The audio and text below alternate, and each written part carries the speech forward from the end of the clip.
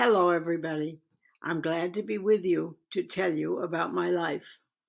Growing up, I always wanted to be a nurse because I wanted to help people.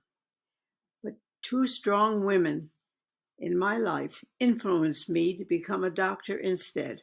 One was my mother, who always raised me telling me, "You can do this."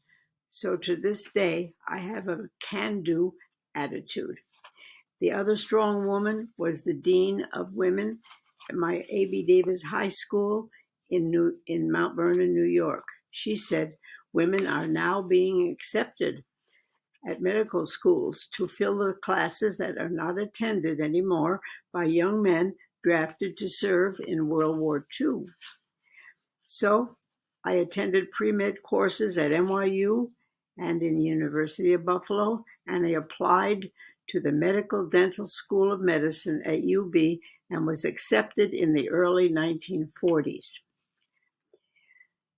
10 of us women entered the medical class to these unwelcoming words from the men with us.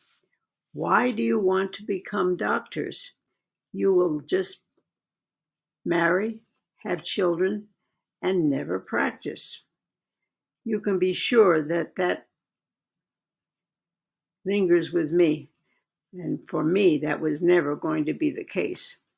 The dentists among us at school, however, were very friendly and non-competitive and much more fun. Actually, I married upon graduation Dr. John Waldo. The most advantageous aspect of my medical training at UB was a 2-year rotating internship at the big Erie County Municipal Hospital.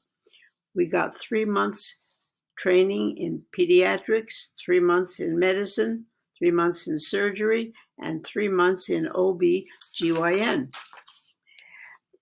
Asked what my favorite highlight was among my medical courses, I can tell you it was the development of the first local hospice service in Hillsdale with all volunteer help, and finally extending through Columbia County. I believe it was the first hospice service in the Northeast. It came about in this way. I got a call from New York doctor asking if I would make house calls because he had a young child who was dying of a brain tumor.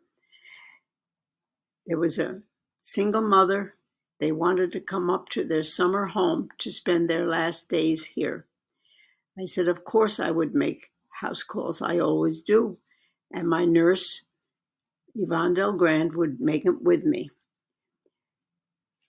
The amazing part of the whole thing was that volunteers offered to help me so that we had an all-volunteer free hospice service starting in Hillsdale and ultimately becoming Columbia County. I believe we were the first Northeast hospice in the United States. Along the way in my life, I became medical director of school districts, the Twin County Treatment Center for Alcohol and Drug Addiction, and a county nursing home. I retired at age 93 after 75 years of medical practice, having served first as a pediatrician, then as a family doctor, those whom I met on my many house calls, and then as a geriatrician when I served the nursing home. My rotation internship at UB served me very well in preparation for this long career. Now, in my 99th year of life, I'm still looking for ways to be useful. So I wrote a book about the challenges and the adventures that I incurred as a first woman doctor in my current hometown of Hillsdale. The book is called The Doctor Wore High Heels.